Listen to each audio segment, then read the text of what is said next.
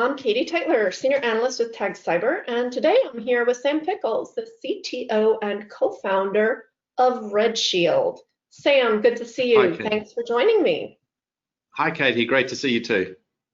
We're going to dive in a little bit to RedShield because I'm guessing that a lot of the people watching today haven't heard of you, but I want to start with a little bit of background, just so people have some context of what we're going to be talking about in our Q&A in a moment. So on November 6th, just about a month ago, the UK government's National Cybersecurity Centre noted that 64% of all unpatched vulnerabilities, those that were reported in the first 6 months of 2020, date from unpatched systems recorded between 2002 to 2018. So in other words, the problems that they saw, the vulnerabilities, are minimally 2 years old. And the result is that we know that organizations are potentially open to cyber attack via flaws that could have been fixed 18 years ago. So we have a huge problem. We're making progress, obviously, but not as much progress as a lot of businesses would like to see in preventing those breaches and preventing the attacks.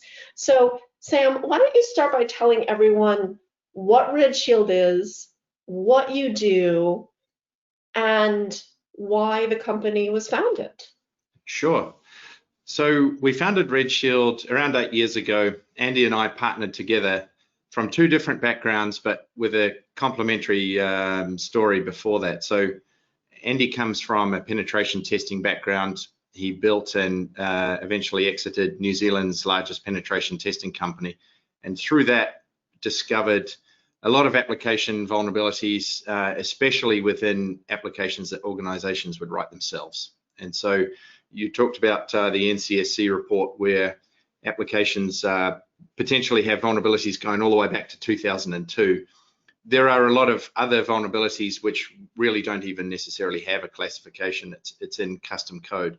So sometimes patching may or may not be the answer to this. And Andy's testing background showed that organizations would sometimes struggle with vulnerabilities for a long time.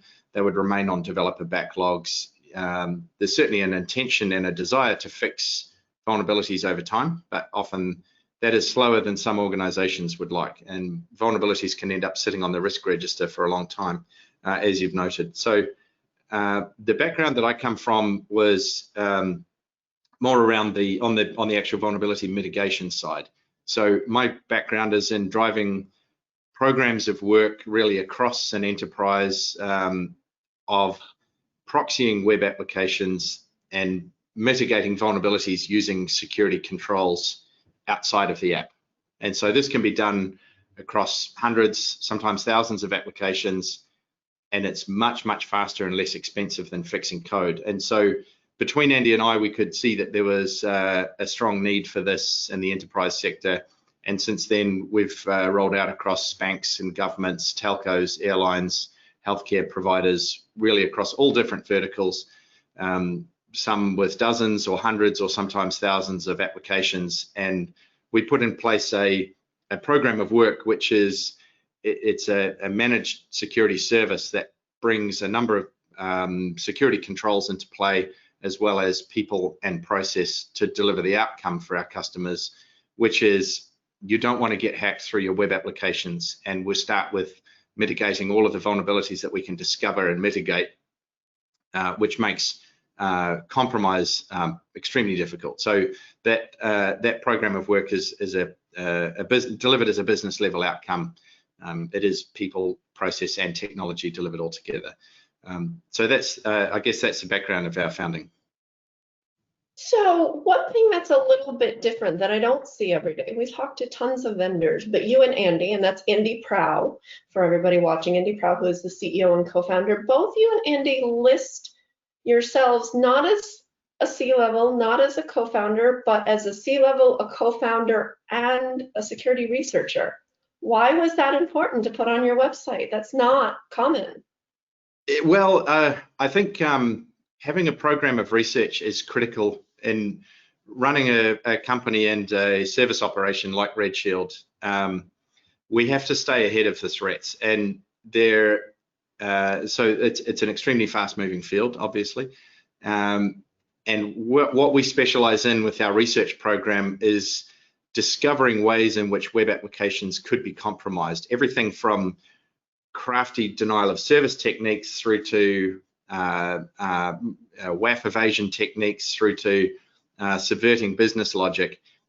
In our own program of research, we need to ensure that we fully understand all of the different ways in which breaches and security compromises can occur. And that enables us really to stay ahead of the threat with our shielding program with some degree of certainty that we're testing ourselves at least as hard as the real attackers do. And really by applying a comprehensive program of security research leading to security testing, leading to baffle-proven shielding, we know that we have the greatest possible chance of helping our customers avoid any compromise. And when the real hackers do turn up, and that really is on a daily basis, really hour by hour, we're continually blocking hacking attempts. We know that the latest and greatest threats and emerging threats are well known to our team, and we're in the best position to respond to them ahead of the time. So it's really keeping your hands dirty in the tech while also figuring out Yes. how to build and grow a company all at once. Absolutely, and also it's exciting and fun as well. Let's not disregard that. Exciting and fun, yeah. You get to see behind the scenes a little bit. Yes. So let's talk about that, because you're 8 years old. The company is 8 years old, and you're in Australia, New Zealand. So you do have companies, vendors, or pardon me, customers all over the world, but you're probably not as well known in the US as maybe some companies that were born and raised here. And you do something a little bit different, just a little bit of that secret sauce. You're carving out a niche because you don't consider your platform a WAF, application security, or even DevOps security, terms that the market's comfortable with. Yes. So how do you position RedShield? Why did you choose to take this approach? It's a marketing approach more than anything. Sure. Yes. And what are some of the challenges and benefits of doing so, both in terms of how you're building the product as well as how you're selling the product? Sure. So I guess looking first at our relationship with WAFs, and we find WAFs to be a very useful tool, but they really are just a tool, and they're one of many that we would use. There's also there are DDoS mitigation vendors that we'll use, and there's cloud platforms that we bring to play. The majority of our specialist work is in vulnerability mitigation and application-specific vulnerability mitigation. So we would take a penetration testing report. A lot of the findings on a pen test report are quite complex, and traditionally, you can really only go to the developer team for help with those. A WAF is really unable to help you with, for example, the users in the database have weak or stolen passwords. You can't fix that kind of thing with an application firewall. And so most of our work is very similar to what developer teams do in fixing code, except that we will do it in a proxy shield layer out the front of the app or on behalf of the app. And this is a genuine alternative to fixing code, especially if you don't have developers available, or the application components can't be upgraded, or you plan to replace the application in some years from now and you really just need to extend its lifetime for a short or a long period. For those reasons, I think WAFs are certainly important, especially with things like injection flaws and sometimes bot mitigation, some of those other types of tasks, but they really only cover off, you might get, out of the box, you might get maybe 20% of a penetration test could be resolved with a WAF. If you really try hard, you might get to 50, 60%, but it's beyond that. It really is in the realm of software development. And so this is where the shielding library comes into play. And it's much easier to understand RedShield as being operating at that application layer vulnerability mitigation end, rather than in the sort of the cloud WAF space, even though in reality we do layer shielding on top of WAF. So I guess it's the case that that we're different from the average cloud WAF service in as much as we view the WAF as a tool, but we take responsibility for delivering the outcome, and it requires a lot more than just WAFs to do that. So I guess that's a little explainer on our relationship with WAF and how is it that we still have a WAF in our stack. They're absolutely extremely useful, but we're also pretty picky about the ones that we will use, and we do find that a lot of the type of WAF services that we have the option to use in our service are not quite there yet in terms of their programmability. So yeah, we really more tend to live in the pen test findings end of the spectrum, probably more so than the baseline security controls. Sure, but in pen testing, they find the problems, they explain the problems, they give recommendations, but your message is about fixing the vulnerabilities through, yes, as you've mentioned, shielding. So let's dig into this a bit. What is shielding? Sure. How is it different than traditional approaches? And how is it different? So I guess it would be equivalent to fixing, I guess, but maybe mitigating is a better word. So fixing traditionally you would think of as being making changes to the code, replacing software. That's your traditional fix that the developer team would deliver. That is absolutely a sound approach. We are 100% on board with fixing and replacing vulnerable software systems, with building systems that don't have vulnerabilities on day one and are maintained for their lifetime. The reality is that developer teams can't be across all of the apps all of the time. And some of our customers tell us that fully 90% of their web applications do not have a developer team actively engaged. There is no CI/CD pipeline, although they're moving towards DevOps as a model. It doesn't yet incorporate all of their legacy software. So every time developers are called in to fix a vulnerability on a piece of, I say legacy software, it's software which is still within its lifetime, but it isn't under active development. It probably hasn't been substantially changed, sometimes for years leading up to that time. The developers will have to unpack it, create this DevOps kind of automated deployment and testing pipeline. There's a lot of work to do to get an application to that state. And sometimes just to fix a couple of vulnerabilities, it doesn't make sense, and it's hard to scale a program like that across hundreds of applications. So shielding really is taking a program of applying security controls in an efficient and wholesale way across a large number of applications, but also ensuring that application-specific policies are put in place so that every application has a mitigation for the vulnerabilities that exist in that app. And shielding has to do a lot more than just detecting bad things and blocking them. There's, you know, sometimes you might have like a denial of service, or you might have some injection attack. In those cases, it's pretty clear cut. You detect the threat, or you detect the malicious IP, or you detect the malicious behavior, and you stop it.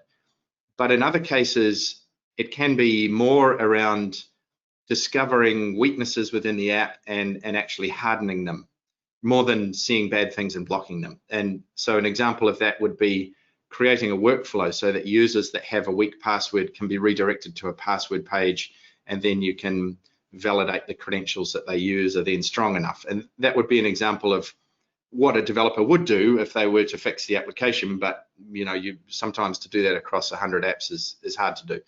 And so clearly you can't use a WAF to do that.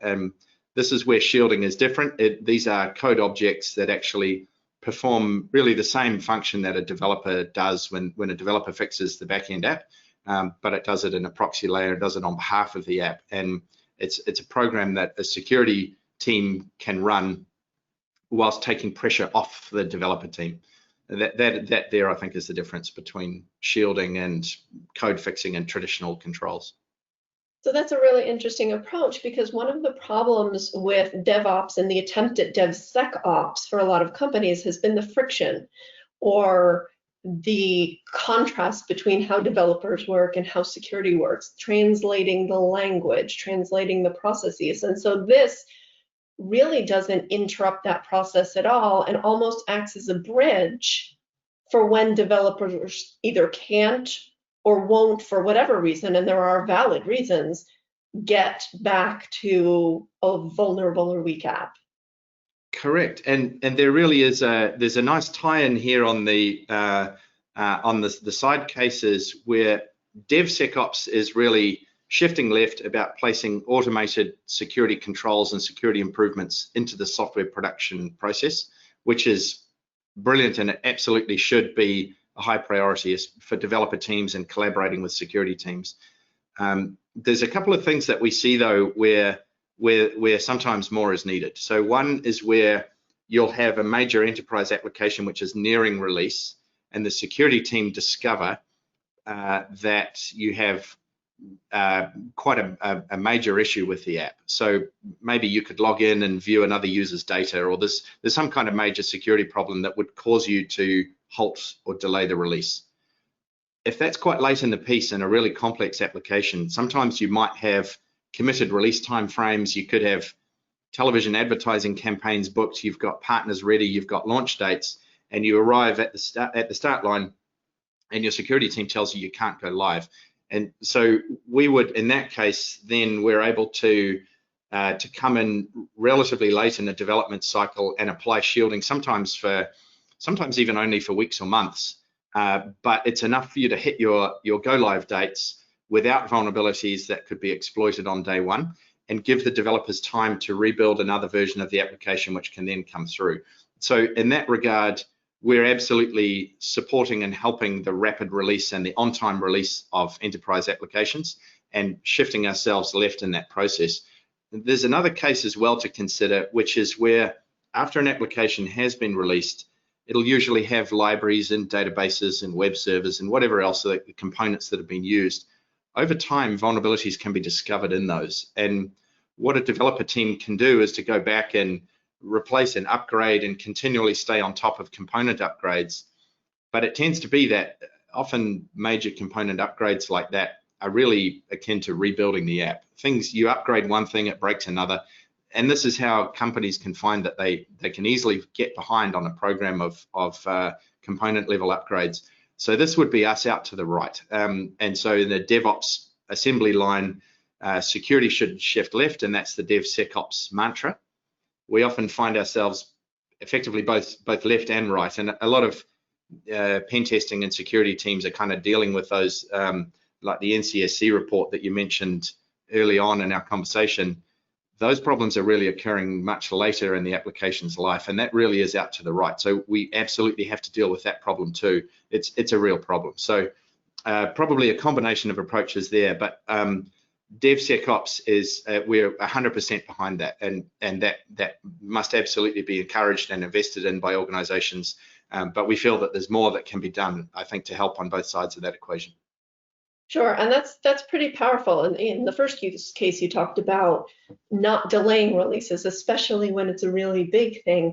That's a business issue. And yes, we have to have security. There's no way around having cybersecurity as a top-line issue to run a business, because if you have a breach, if you have a disruption, that's problematic too. But if there's a way around that to prevent go live dates and releases from being delayed because of a security issue, that's a win-win for everybody. That's super powerful. And on the other end, like you said, and again tied in with the report, if you find something years later, you also don't want to have to disrupt an application, disrupt a service, disrupt something that people are using. So pretty powerful stuff. So Sam, thank you so much for talking with me today. We covered a lot of ground in just these few short minutes. For anybody who's looking to learn a little bit more about RedShield and what shielding is, Sam, where can they find you? Well, we're on redshield.co, redshield.co would be the best place to hit us up, and ask us anything, look to connect with an expert through our website, or hopefully soon you'll be able to connect with us at your local events. We look forward to that. Thank you, Katie. It's been wonderful to speak with you today. Local events, either virtual or in person, fingers crossed. So Sam, thank you again. For those of you watching, thank you for taking the time to learn a little bit about RedShield, and we'll see you next time.